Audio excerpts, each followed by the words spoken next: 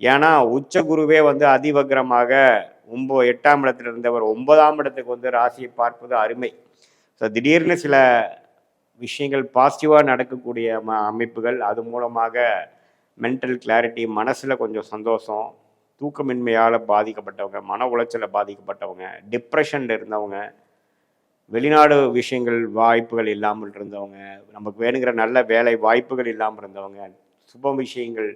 நடக்க முடியாமல் இருந்தவங்களுக்கு எல்லாமே பார்த்தீங்கன்னா படிப்படியாக சில பாசிட்டிவான விஷயங்கள் எதிர்பார்க்காத ரூபமாக நடந்து நமக்கு சில விஷயங்கள் பாசிட்டிவாக முடிந்து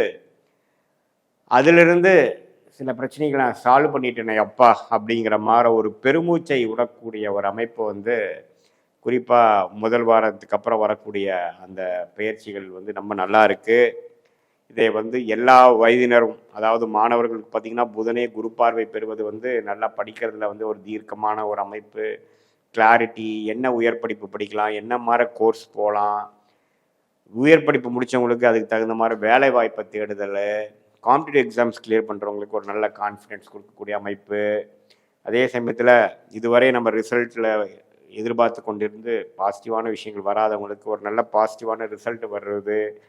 இது மாதிரி பல நல்ல விஷயங்களை கொடுக்கக்கூடிய அமைப்பு. அஷ்டமத்திலிருந்து குரு விலகி என்னதான் அதிவகரத்தில் வந்து ஒரு டெம்பரரியாக தான் 9ஆம் இடத்துல இருந்தாலும் அவர் நல்ல தாக்கத்தை கொடுப்பார்